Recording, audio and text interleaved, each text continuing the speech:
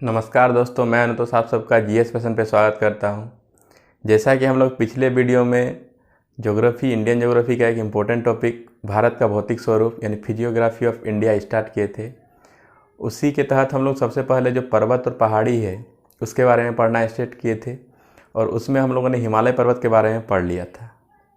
आज हम लोग भारत में और जितने भी पर्वत है या फिर पर्वतमालाएँ हैं उसके बारे में विस्तृत अध्ययन करेंगे। हर एक के बारे में जानेंगे, हर एक का विशेषता क्या है नहीं, और हर एक की ऊंची चोटी के बारे में जानेंगे नहीं, हर एक में पाए जाने वाले जो वन्य जीव है उसके बारे में थोड़ा बहुत जानेंगे। चलिए, तो आज हम लोग स्टार्ट करते हैं कि हिमालय जो पर्वतमाला बना है तो वो कुछ कुछ पर्वतों से मिल के बना है। तो जो जम्मू कश्मीर आप देख रहे हैं तो उन जम्मू कश्मीर में हम लोग का 4 पर्वतमालाएँ स्थित है, यानी 4 पर्वत स्थित है। देखिए, पर्वतमाला बोलिए चाहे पर्वत बोलिए, दोनों एक ही है लगभग लगभग। देखिए, ये जम्मू कश्मीर है, यहाँ हम लोग का 4 पर्वत है। सबसे ऊपर है क्या, काराकोरम, उसके नीचे है लद्दाख, उसके नीचे है जास्कर, और एकदम नीचे है जो कि हिमाचल प्रदेश और जम्मू कश्मीर दोनों में फैला हुआ है, उसका नाम है पीर पंजाल। तो जम्मू कश्मीर में कितना पर्वत है हम लोग का, 4। काराकोरम, चूँकि काराकोरम पर्वतमाला है, क्योंकि काराकोरम में अनेक सारे पर्वत क्या होते हैं ना, मिलते हैं तो पर्वतमाला का क्या करते हैं, निर्माण करते हैं। क्योंकि काराकोरम में अनेक सारे पर्वत हैं जो कि मिलके काराकोरम पर्वतमाला का निर्माण करते हैं।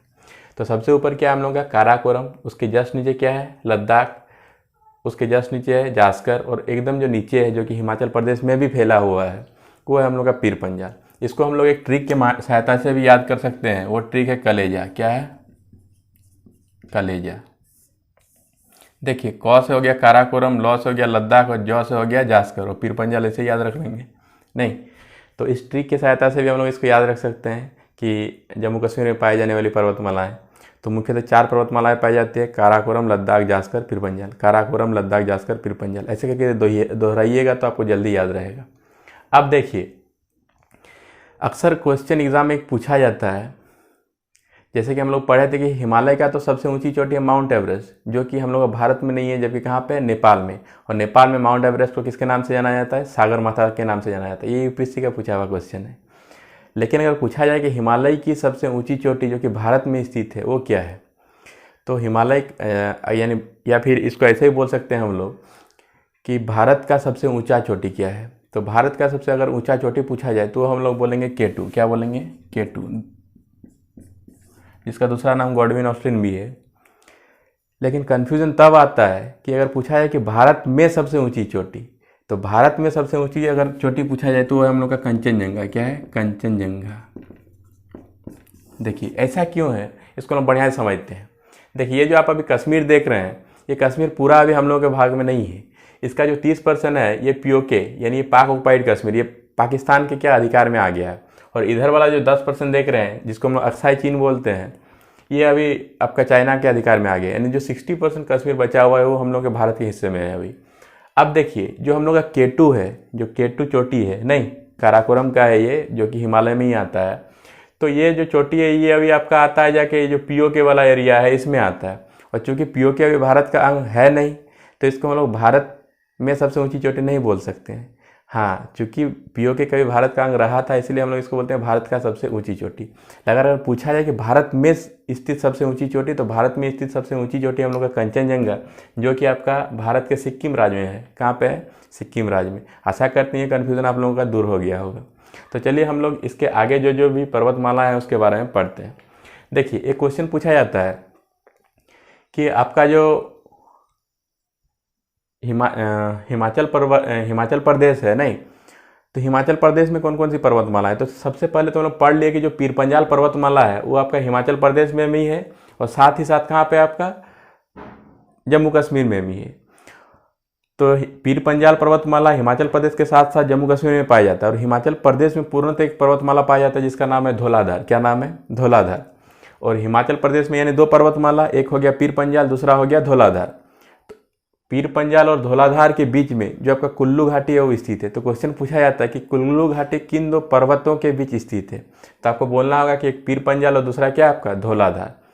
और एक क्वेश्चन ये पूछा जाता है कि जो आपका उत्तराखंड का दून घाटी है, उत्तराखंड देहरादून का नाम सुने होंगे, तो जो दून घाटी है वो किस पर्वतमाला में स्थित है। ये आपका जेपीएससी अकाउंट ऑफिसर जो कि आपका नवंबर में फरवरी में इसका एग्ज़ाम था जो कि मैंने दिया था, उसमें ये पूछा हुआ क्वेश्चन है अकाउंट ऑफिसर का जेपीएससी का कि दून घाटी किस पर्वतमाला में स्थित है।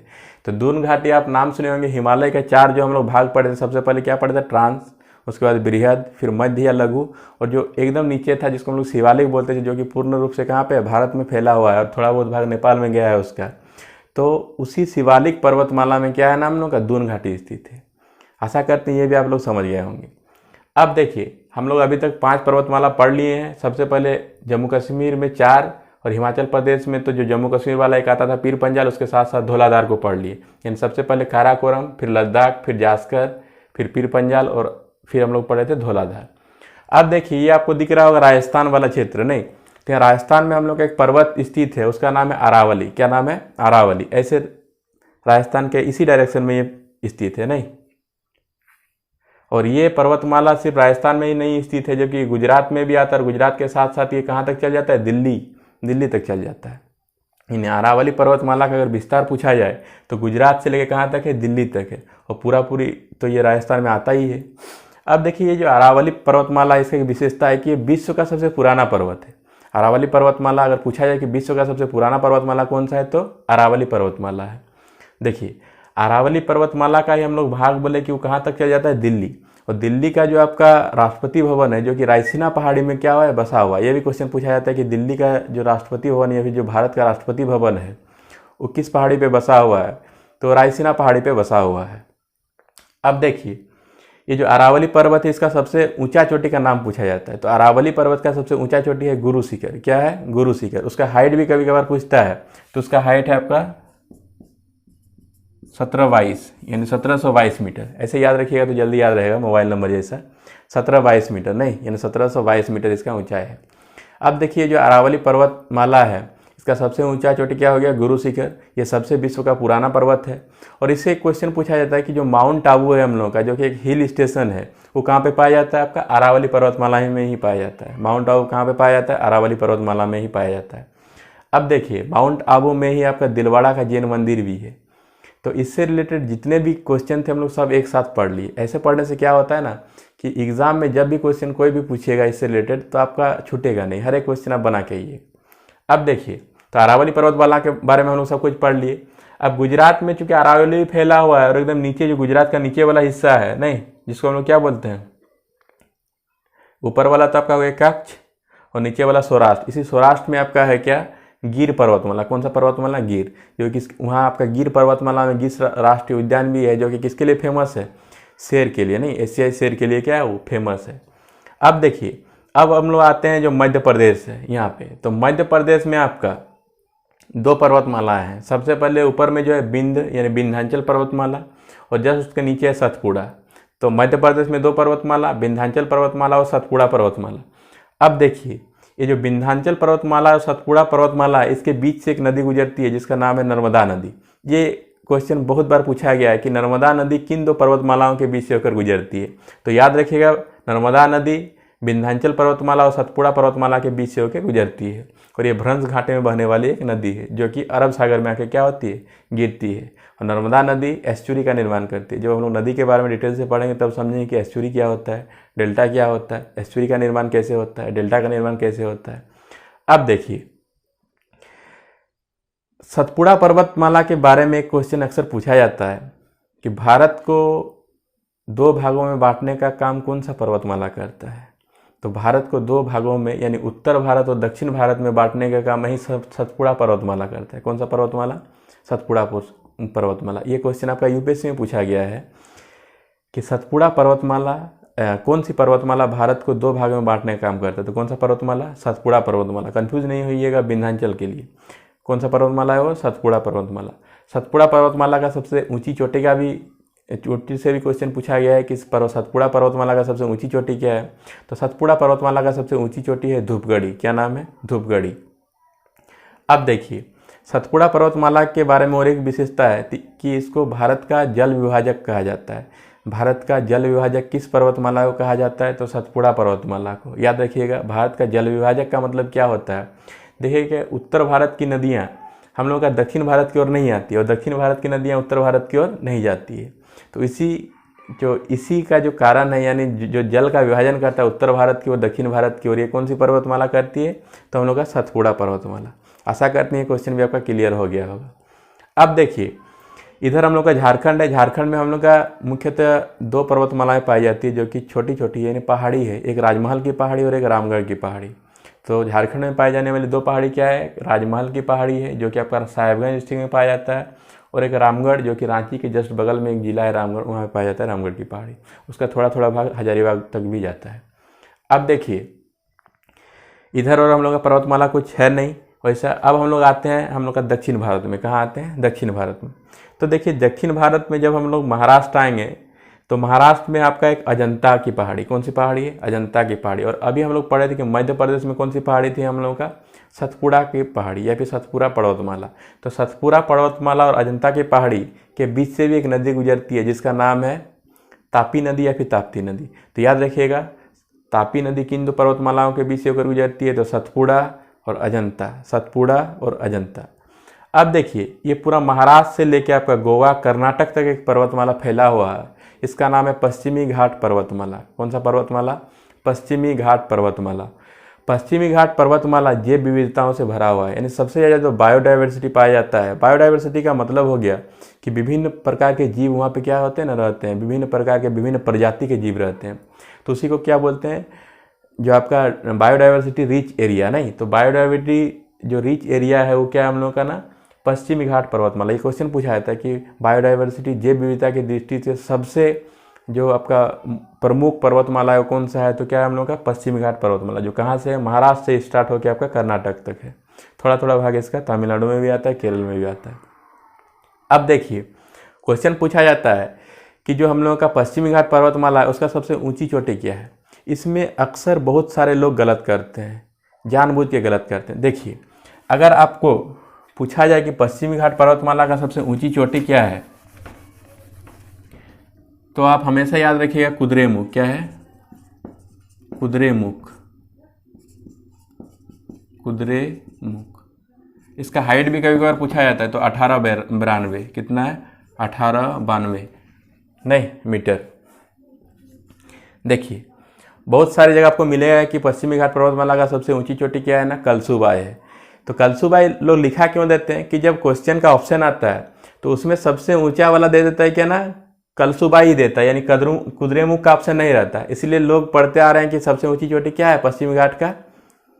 कलसुबाई है। यानी जैसे आपको ऑप्शन दे दिया, option A, option B, option C, option D, यहाँ दे दिया आपका कलसुबाई और इधर कुद्रेमुख का कहीं जिक्र ही नहीं किया, तब आपको कलसुबाई ही मारना है। लेकिन सबसे ऊंची चोटी अगर आएगा, हर एक बार तो कलसुबाई देगा नहीं आपको, वो क्वेश्चन घुमा के कुद्रेमुख भी दे सकता है। इसलिए हम लोग जो सटीक आंसर है वो जानेंगे कि अगर पश्चिमी घाट पर्वतमाला का सबसे ऊंची चोटी पूछा जाए और अगर ऑप्शन में कुद्रेमुख रहे तो आप क्या मारिएगा? कुद्रेमुख। अगर कुद्रेमुख नहीं रहेगा तब क्या मारिएगा आप? कलसुबाई। याद रहेगा कि नहीं? ठीक है। अब देखिए, जैसे हम लोग का भारत के पश्चिम दिशा में पश्चिमी घाट है, वैसे ही पूर्व दिशा में जो कि उड़ीसा से लेके एकदम आंध्र प्रदेश होते हुए कर्नाटक तक आता है, एक पर्वतमाला है जिसका नाम है पूर्वी घाट पर्वतमाला। क्या नाम है उसका? पूर्वी घाट पर्वतमाला।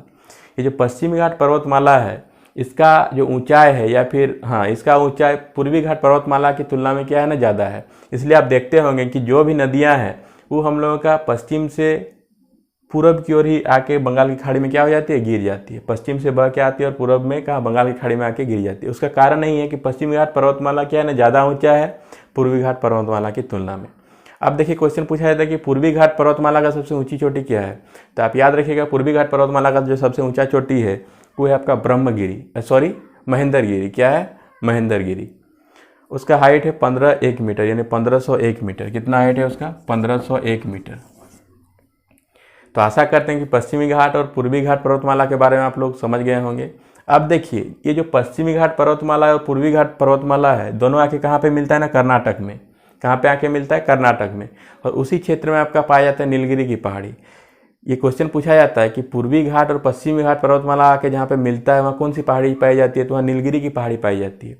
नीलगिरी की पहाड़ी इसलिए भी फेमस है क्योंकि हम लोग का जो पहला जैव आरक्षित क्षेत्र था, नहीं पहला हम लोग क्या था? जो जैव आरक्षित क्षेत्र था, नहीं जिसको हम लोग क्या बोलते हैं? बायोस्फीयर रिजर्व, उसकी स्थापना नीलगिरी पहाड़ी में ही नीलगिरी बायोस्फीयर रिजर्व के नाम से किया गया था। तो अगर पूछा जाए कि भारत का सबसे प्रथम बायोस्फीयर रिजर्व यानी जैव आरक्षित क्षेत्र कौन था, तो नीलगिरी जैव आरक्षित क्षेत्र, जो कि नीलगिरी पहाड़ी के नाम पे ही रखा गया था। अब देखिए क्वेश्चन एक पूछा जाता है कि नीलगिरी पहाड़ी का सबसे ऊंचा चोटी क्या है, तो नीलगिरी पहाड़ी का सबसे ऊंचा चोटी है आपका डोडा बेटा। क्या नाम है उसका? डोडा बेटा। याद रखिएगा, नीलगिरी पहाड़ी का सबसे ऊंची चोटी तो डोडा बेटा, डोडा बेटा। ये आपका ही कर्नाटक और जो आपका तमिलनाडु वाला केरल वाला इलाका में, ये तीनों राज्य में क्या है ना, फैला हुआ है नीलगिरी पहाड़ी। डोडा बेटा का हाइट भी कभी कभार पूछता है, तो याद रखिएगा 26-37 मीटर है। कितना इसका हाइट है? 26-37 मीटर इसका हाइट है। याद रखिएगा कितना हाइट है? 26-37 यानी 2637 मीटर। अब देखिए जैसे हम लोग नीचे की ओर आते हैं तो ये तमिलनाडु, यहाँ पे दो पर्वतमालाएं पाई जाती है।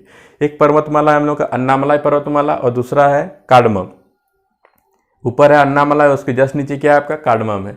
अन्नामलाई पर्वतमाला का जो सबसे ऊंची चोटी है उसका नाम है अनाईमुडी। क्या नाम है उसका? अनाईमुडी। अनाईमुडी। ये जो अनाईमुडी है इसका हाइट है आपका 2695 मीटर, यानी 2695 मीटर। हम ऐसे याद इसीलिए रखते हैं क्योंकि ये याद करने में सुविधा रहता है। आप इससे याद कीजिएगा तो कभी भूलिएगा नहीं, इसलिए 2695 बाद में बोल दीजिए बढ़िया से 2695 मीटर है।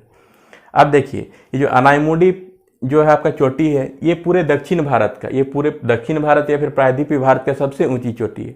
तो अगर एग्जाम में क्वेश्चन पूछा जाए कि दक्षिण भारत या फिर जो आपका प्रायद्वीप भारत है उसकी सबसे ऊंची चोटी क्या है, तो आप बोलिएगा क्या है? अनाईमुडी। उसका हाइट भी पूछा जाता है कितना है? 2695 यानी 2695 मीटर। आशा करते हैं कि ये आप लोग बढ़िया समझ गए होंगे। अब देखिए जो हम लोग का कार्डमम पहाड़ी है उसका दूसरा नाम इलायची पहाड़ी भी है। इसको इलायची पहाड़ी इसलिए कहा जाता है क्योंकि वहाँ इलायची का उत्पादन क्या होता है ना, ज़्यादा होता है। लेकिन अगर पूछा है कि भारत में सबसे ज़्यादा इलायची का उत्पादन कहाँ होता है, तो आपका सिक्किम राज्य में होता है। कहाँ पे होता है? सिक्किम राज्य में। भारत में सबसे ज़्यादा इलायची का उत्पादन कहाँ पे होता है? सिक्किम राज्य में होता है।